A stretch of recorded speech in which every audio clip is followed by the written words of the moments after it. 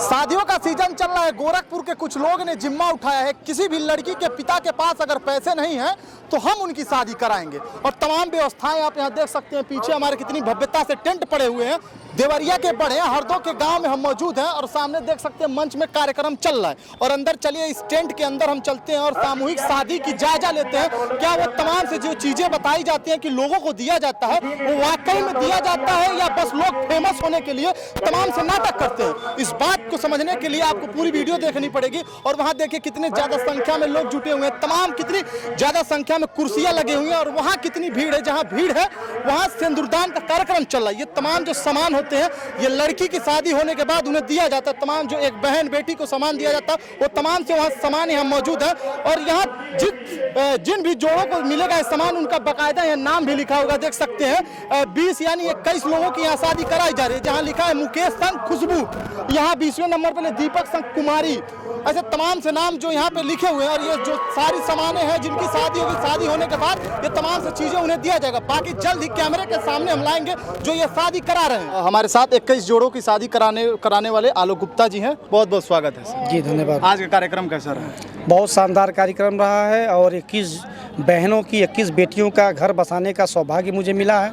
मैं ऊपर वाले से यही कामना करूंगा कि इसी तरीके का आशीर्वाद वो मुझे देते रहें। क्षेत्र की जनता का बहुत बहुत आभार मैं देना चाहता हूं, प्रकट कर रहा हूं कि उनका जो आशीर्वाद जो मिला है, इसी तरीके के वो आशीर्वाद अपना सहयोग देते रहें।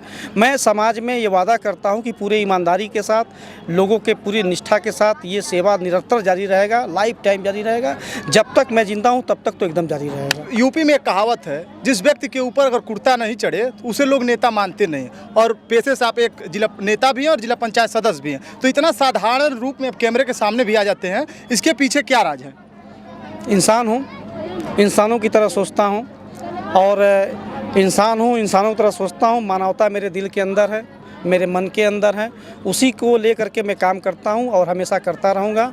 कभी मैंने ये कोशिश कभी किया ही नहीं कि किसी का दिल दुखे। मैंने तो शायद आज तक ये नहीं सोचा है कि मैंने कभी किसी को रे भी कहा हो।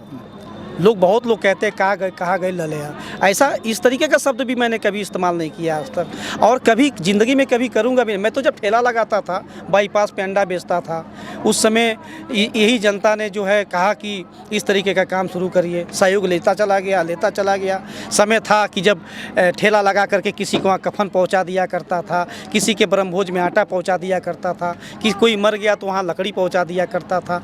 जनता मेरे सेवाओं को देख के जुड़ती गई। हज़ारों की संख्या में आज जुड़ी हुई है और आज हर परिवार सहयोग करता है, हर परिवार 3-3 रुपया देता है। जो हमारे बिजनेस से कुछ लोग जुड़े हुए हैं, बहुत सारे सदस्य, जैसे पारो जैसी सदस्य यहाँ पे खड़ी हैं, जुड़ते हैं। ये जो भी इनकम करती हैं हर महीना, अपने इनकम से मुझे 21 रुपये दे करके जाती हैं। जितने हमारे सदस्य, जितने हमारे कार्यकर्ता हैं, जो भी हमारे बिजनेस से जुड़े हैं, जब भी वो इनकम करती हैं, हर इनकम में वो 21 रुपये मुझे इसलिए देती हैं कि इस काम को मैं कर सकूँ, लोगों का घर बसा सकूँ, लोगों के साथ चल सकूँ, लोगों के सुख दुख में काम आ सकूँ।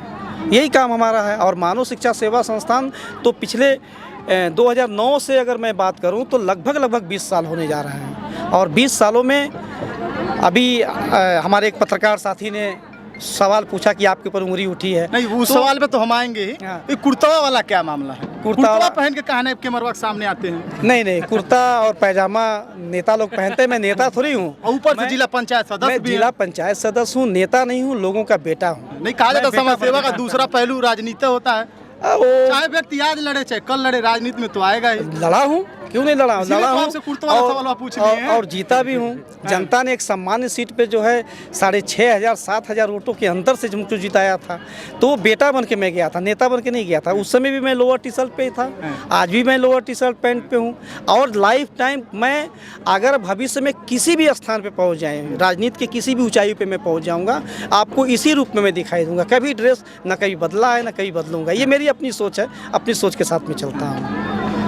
आप राजनीति करते हैं चिल्लूपाड़ से, अब हालांकि आप वहाँ से पूर्व विधायक प्रत्याशी भी रह चुकी हैं आपकी पत्नी, मगर वहाँ कार्यक्रम आपने करा दिया, फिर देवरिया में कार्यक्रम करा। राजनीति लोग करते हैं, सब समाज सेवा लोग करते हैं, तो लाभ की बहुत चिंता रहती है कि हम यहाँ ये देंगे तो हमें जनता ये देगी, मगर वहाँ नहीं करा के आप यहाँ देवरिया में क्यों करा रहे हैं? देखिए, राजनीति लोग करते हैं, मैं राजनीति करता हूँ।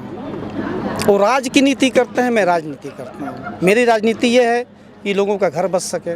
मेरी राजनीति है लोगों को रोज़गार मिल सके। मेरी राजनीति है कि लोगों को बिना पैसा दिए उनको अस्पताल पहुंचा दें। मेरी राजनीति है कि लोगों के साथ पूरे मान सम्मान के साथ लाइफ टाइम जुड़ा रहूं। और बाकी लोग राज की नीति करते हैं, वो एक बार जीतते हैं फिर राज करते हैं, उसकी वो नीति करते हैं। तो मैं राज की नीति नहीं करना चाहता हूँ, मैं राजनीति करना चाहता हूँ। मेरी राजनीति में सम्मान है, सेवा है, भाव है, अपनापन है, प्यार है, मोहब्बत है।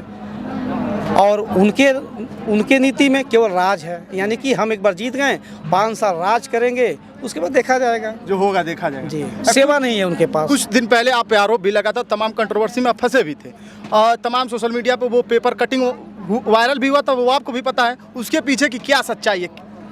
देखिए, एक सज्जन थे और मैं बिल्कुल मैं इस पे ना नहीं कहूँगा। उन्होंने मुझे पैसा दिया था और बदले में मैंने उनको स्टाम्प पेपर पे लिख के दिया था कि आपने हमको ये पैसा दिया है कर्ज के रूप में और इसको मैंने स्वीकार किया है।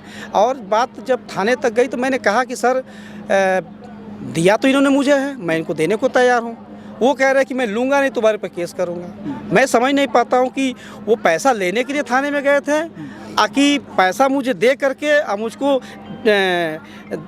ज़मीन के अंदर गाड़ने के लिए आए थे या फिर मुझे जेल के अंदर डालने के लिए आए थे, ये मैं नहीं समझ पा रहा हूँ। अगर किसी का मान लीजिए गलती से मैंने कुछ गलती कर भी दिया, मैंने इनसे कुछ ले करके मैंने गलती कर भी दिया, अगर मैं इनको दे रहा हूँ सुरक्षा के साथ, तो आप लेने के लिए मुझको दिए थे आखिर दिए थे कि और ये सोच करके कि ये किसी तरीके से फंस जाए, इससे एक स्टाम्प पेपर लिखवा लें और उसके बाद फिर इसको हम ब्लैकमेल करें।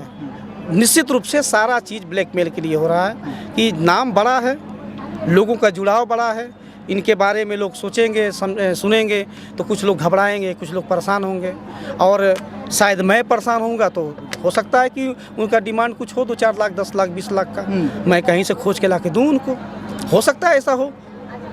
लेकिन भाई आपके चैनल के माध्यम से मैं तो इतना ही कहना चाहता हूं कि अगर इस वीडियो को अगर कोई अधिकारी तक भी ये जाता है, कोई अगर देख रहे हैं इसको, तो मैं तो यही कहूँगा कि अगर मैंने गलती किया है तो आप मुझे बताएं कि मैंने ये गलती किया है। और अगर गलती किया है तो मौका तो सबको मिलता है, मुझको भी एक मौका मिले, मैं अपनी गलती को सुधार कर लूँगा, आइंदा ऐसी कोई गलती नहीं करूँगा। तो हमारे साथ थे आलोक गुप्ता जी, मानव शिक्षा सेवा संस्थान के प्रबंधक। पूरी वीडियो के बारे में आप क्या सोचते हैं, कमेंट बॉक्स में आप अपनी प्रतिक्रिया जरूर रखिए।